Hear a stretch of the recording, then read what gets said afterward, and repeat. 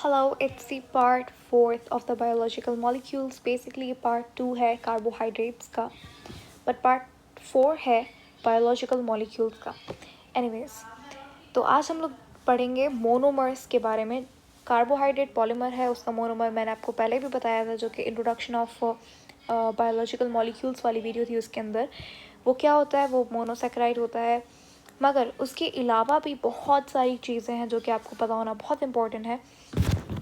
अच्छा, सबसे पहले तो देखो, ओके, कार्बोहाइड्रेट्स हमें पता है वो एक मैक्रोमोलिक्यूल है.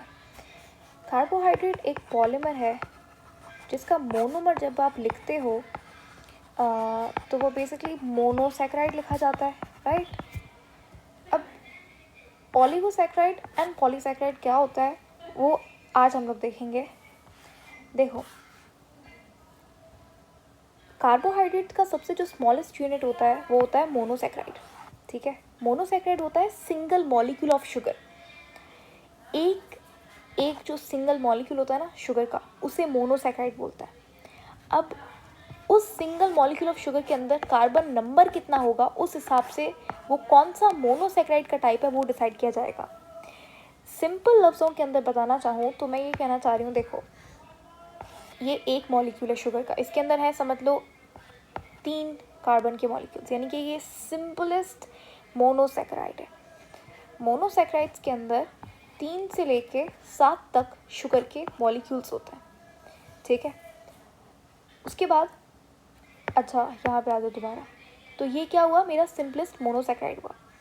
अब ये भी एक शुगर का मॉलिक्यूल है, इसके अंदर है 4 कार्बन के मॉलिक्यूल्स, 4 कार्बन के एटम्स. इसके अंदर ये भी एक शुगर मॉलिक्यूल है जिसके अंदर 4 कार्बन के एटम्स हैं. ये है 7, ज़्यादा से ज़्यादा हो सकते हैं 7, कम से कम हो सकते हैं 3.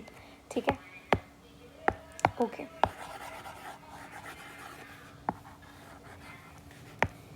उसके बाद अब जब ये बात याद रखना बहुत इंपॉर्टेंट है, इसके अंदर 3 से 7 शुगर के मॉलिक्यूल्स होते हैं. ठीक है, उसके बाद जब ये शुगर के मॉलिक्यूल्स आपस में जुड़ते हैं किस बॉन्ड के ज़रिए, मैंने पहले भी बताया था, इसके दरमियान में होता है ग्लाइकोसिडिक बॉन्ड, या फिर लिंकेज भी बोलते हैं इसको. जब ये मोनोसैक्राइड्स आपस में मिलते हैं, 2 से 10 मोनोसैक्राइड्स जब आपस में मिलेंगे तो ये बनाएंगे ओलिगोसैक्राइड्स. ठीक है, और अगर 10 से ज़्यादा हो जाएगा तो उसे हम लोग बोलेंगे पॉलीसैक्राइड्स. ठीक है, अब यहाँ पे आ जाओ. यहाँ पे मैंने एक बहुत सिंपल सा एंड इंटरेस्टिंग कंपैरिजन किया है इन तीनों के बीच में. देखो, जो मोनोसैक्राइड्स होते हैं वो सिंपलेस्ट शुगर्स होती हैं. जैसे मैंने बताया कि एक शुगर के मॉलिक्यूल के अंदर 2-3 कार्बन भी हो सकते हैं, कम से कम 3 होंगे, ज़्यादा से ज़्यादा 7 होंगे. तो जो 3 होंगे उसको बोलेंगे ट्रायोस. बेसिकली क्या करो, ओस लगा दो, हर किसी के आखिर में ओस लगा दो. जैसे ट्रायोस, फिर आ जाएगा आपका फॉर एग्जांपल पेंटोस ले लो, पेंटोस मतलब 5. ठीक है, हेक्सोस. ठीक है, उसके बाद ले लो तुम हेप्टोस मतलब 7, हेक्सोस मतलब 6 कार्बन होंगे. ठीक है, ये हैं सारे एक ही शुगर के मॉलिक्यूल्स. ठीक है, और यहाँ पे क्या बोला था मैंने, 2 से 10 मोनोसैक्राइड्स होंगे, और यहाँ पे 10 से ज़्यादा जब मोनोसैक्राइड्स होंगे इसे बोलेंगे पॉलीसैक्राइड्स. उसके बाद इनके बीच में अब बहुत सिंपल नहीं, बहुत बेसिक सा डिफरेंस होता है, और बहुत ज़्यादा डिफरेंस होता है इन तीनों के दरमियान में. देखो, हाइड्रोलिसिस किसे बोलते हैं, अगर किसी पॉलीमर को तुम्हें तोड़ना है बीच में से, उस प्रोसेस को बोलेंगे हाइड्रोलिसिस. और 2 मोनोमर्स को या 2 से ज़्यादा मोनोमर्स को आपस में तुमको जोड़ना है, यानी कि बॉन्ड बनाना है, उसको बोलेंगे कंडेंसेशन. तो ये दोनों आपस में ओपोजिट है. हाइड्रोलिसिस यानी कि बॉन्ड को तोड़ना, कंडेंसेशन यानी कि बॉन्ड को बनाना. अब यहाँ पे कौन सा बॉन्ड है, यहाँ पे है ग्लाइकोसिडिक बॉन्ड, यानी कि जब तुम ये कार्बोहाइड्रेट है, इसको जब तुम तोड़ोगे यानी कि हाइड्रोलिसिस कर रहे हो तुम कार्बोहाइड्रेट की. अब यहाँ पे मेरा तुम्हारे लिए सवाल है, वो ये है कि क्या तुम मोनोसैक्राइड्स की हाइड्रोलिसिस कर सकते हो या नहीं कर सकते. कर सकते हो या नहीं कर सकते. ओके, आई होप तुमने अब तक जवाब दे दिया होगा. ऑफ कोर्स नहीं कर सकते. पहली बात तो बहुत साफ साफ लिखा हुआ था, एंड दूसरी बात है, अगर तुमने नहीं भी पढ़ा तो बहुत सिंपल सा क्वेश्चन था। ऑफ कोर्स वो है ही पहले से बेचारा एक मॉलिक्यूल शुगर का, उसको तुम क्या तोड़ोगे जब हाइड्रोलिसिस जब करोगे, जब तुम्हारे पास इस तरीके से जो है वो पॉलीमर बना हुआ होगा, तभी बॉन्ड को तोड़ोगे। अब वो है ही एक शुगर, तो उसमें बॉन्ड है ही नहीं, ठीक है। अच्छा, ओलिगोसैकेराइड की तुम हाइड्रोलिसिस कर सकते हो, पॉलीसैकेराइड की भी तुम हाइड्रोलिसिस कर सकते हो।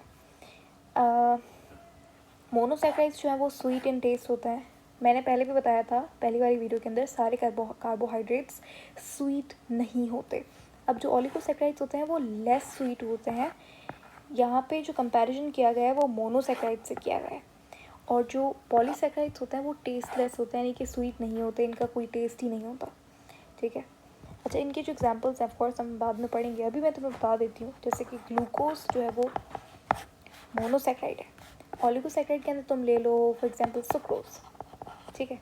पॉलीसैकेराइड के अंदर तुम ले लो सेल्यूलोज। तो ये बेसिक सिंपल बहुत फेमस एग्जांपल्स हैं इन तीनों कैटेगरीज की। आगे चल के हम लोग हर एक को बहुत डिटेल के अंदर पढ़ेंगे, और इन तीनों के अलावा भी हज़ारों एग्जांपल्स हैं, और आई होप 1000 तो नहीं बट स्टिल 100 ऑफ एग्जांपल्स तो हम लोग कर ही लेंगे आने वाली वीडियो के अंदर, फिंगर्स क्रॉस। एनीवे, तो यहाँ पर कहाँ पे थे हम लोग? स्वीट इन टेस्ट है, ये लेस स्वीट है इन कंपैरिजन विद मोनोसैकेराइड्स, ये टेस्टलेस होते हैं, ओके। उसके बाद सॉल्युबिलिटी को अगर हम देखें तो जो मोनोसैकेराइड्स होते हैं वो हाईली सॉल्युबल होते हैं पानी के अंदर, और जो ओलिगोसैकेराइड्स होते हैं वो लेस सॉल्युबल होते हैं इन कंपैरिजन विथ मोनोसैकेराइड्स, और जो पॉलीसैकेराइड्स होते हैं वो जनरली इनसॉल्युबल होते हैं, ठीक है। अब यहाँ पे जनरली क्यों लिखा है? जनरली इसलिए लिखा हुआ है, अगर तुम इसको कुछ कंडीशन दोगे तो मे बी ये सॉल्युबल हो जाए, ठीक है। लेकिन जनरली अगर तुम रूम मतलब बेसिक कंडीशंस के अगर तुम इससे सॉल्युबल कर रहे हो तो फिर इनसॉल्युबल होंगे, ठीक है। उसके बाद ये जो है वो हमेशा, एक मिनट, हाँ, इनका जो एम्पेरिकल फार्मूला होता है, जो बेसिक फार्मूला होता है वो होता है CnH2nOn। अब ये जो n है ये क्या है? नंबर ऑफ कार्बन्स है, ठीक है। उसके बाद जो हमारे पास मोनोसैकेराइड्स होते हैं वो हमेशा पॉजिटिव फेलिंग्स बेनेडिक्ट टेस्ट देते हैं। फेलिंग्स बेनेडिक्ट टेस्ट होता क्या है? देखो, ये एक टेस्ट होता है जिससे तुम पता लगा सकते हो कि एक सोल्यूशन के अंदर शुगर है या नहीं है। अब देखो यहाँ पे ये जो टेस्ट है ये हमें ये नहीं बताता कि टाइप क्या है शुगर का, क्या वो मोनोसैकेराइड है, क्या वो ओलिगो है, क्या वो पॉली है, वो ये नहीं पता था। वो सिर्फ बताता है कि अच्छा इसके अंदर शुगर की मौजूदगी है, ठीक है। तो अगर फेलिंग्स बेनेडिक्ट टेस्ट जो पॉजिटिव आता है यानी कि शुगर है, ठीक है। और जब तुम कहते हो कि ये शुगर जो है वो फेलिंग्स बेनेडिक्ट टेस्ट पॉजिटिव देता है, फेलिंग्स या फिर बेनेडिक्ट टेस्ट, बेसिकली इसको तुम ऐसे बोलोगे, ठीक है, क्योंकि फेलिंग सोल्यूशन अलग होता है, बेनेडिक्ट टेस्ट सोल्यूशन अलग होता है। तो जब तुम कहते हो कि इस शुगर ने मोनोसैकेराइड्स पॉजिटिव देते हैं फेलिंग्स या फिर बेनेडिक्ट टेस्ट, इसका मतलब ये है कि वो शुगर्स जो कि ऑप्टिकल एक्टिविटी शो करते हैं, वो शुगर्स जो है वो ये टेस्ट पॉजिटिव देते हैं, ठीक है। उसके बाद देखो, हाँ, ये जो टेस्ट है ये हमें प्रेजेंस ऑफ रिड्यूसिंग शुगर्स बताता है। सिंपल शब्दों में बोला जाए तो रिड्यूसिंग शुगर कौन सा होता है? जो कि एज अ रिड्यूसिंग एजेंट काम करे, ठीक है। रिड्यूसिंग एजेंट क्या होता है? वो चीज़, यार ये थोड़ा सा कॉम्प्लिकेटेड है पर देखो ध्यान से सुनो, वो चीज़, रिड्यूसिंग एजेंट बता रही हूँ अभी, रिड्यूसिंग एजेंट क्या होता है? वो चीज़, वो सब्सटेंस जो कि अपने आप को ऑक्सीडाइज करे और दूसरों को रिड्यूस करे, ठीक है। बेसिक केमिस्ट्री, ठीक है, ये तो हमने हाई स्कूल के अंदर पढ़ा ही होगा। उसके बाद जो रिड्यूसिंग शुगर्स होती हैं वो क्या करती हैं? वो एज अ रिड्यूसिंग एजेंट काम करती हैं। सारे मोनोसैकेराइड्स फेलिंग्स बेनेडिक्ट टेस्ट क्या देते हैं? पॉजिटिव देते हैं, यानी कि ये सारी शुगर्स क्या होती हैं? रिड्यूसिंग होती हैं। जो ओलिगोसैकेराइड्स होते हैं वो भी ऑलमोस्ट जो है वो पॉजिटिव देते हैं, लेकिन सिर्फ सुक्रोज को छोड़ के। सुक्रोज जो है वो नॉन रिड्यूसिंग शुगर है। उसके बाद जो पॉलीसैकेराइड्स होते हैं वो minus negative Fehling's Benedict test देते हैं। क्यों? क्योंकि वो नॉन रिड्यूसिंग शुगर्स होते हैं, ठीक है। जब आपके पास पॉजिटिव रिजल्ट आता है फेलिंग्स बेनेडिक्ट टेस्ट का इसका मतलब ये होता है कि अच्छा, जब ये टेस्ट पॉजिटिव आता है तो होता ये है कि जो सोल्यूशन होता है, उस जो टेस्ट ट्यूब है यार, उसके अंदर तुमने शुगर डाल दी, समझ लो मोनोसैकेराइड डाल दी। अब समझ लो फेलिंग्स बेनेडिक्ट टेस्ट हमारा क्या आया, पॉजिटिव आया। क्यों? क्योंकि ये रिड्यूसिंग शुगर्स है। अब जब पॉजिटिव आएगा तो पता ऐसे लगेगा कि जो सोल्यूशन होगा यहाँ पे, उसका जो कलर है वो रेडिश ब्राउन हो जाएगा। क्या बोला मैंने? या जहाँ पे तुम ये टेस्ट कर रहे हो, उस टेस्ट के लिए तुम्हें टेस्ट ट्यूब चाहिए होगी। टेस्ट ट्यूब के अंदर तुमने शुगर डाला, मैंने समझ लो मोनोसैकेराइड डाला, कोई भी मोनोसैकेराइड डाला। अब जब मोनोसैकेराइड डाला यार, ये तो एक तो ये देखो मोनोसैकेराइड डाला, तो तुम्हें कैसे पता लगेगा कि टेस्ट जो है वो पॉजिटिव आया? वो ऐसे लगेगा कि जो सोल्यूशन होगा उस टेस्ट ट्यूब के अंदर, उसका कलर चेंज हो जाएगा। किसके अंदर चेंज होगा? रेडिश ब्राउन कलर हो जाएगा उसका। और अगर नेगेटिव टेस्ट आता है तो क्या होगा कि डीप ब्लू कलर आएगा। ठीक है, हमेशा याद रखना, अगर पॉजिटिव टेस्ट होगा तो रेडिश ब्राउन कलर आएगा। ठीक है, अगर नेगेटिव टेस्ट आएगा तो यानी कि क्या कलर आएगा? Deep brown, sorry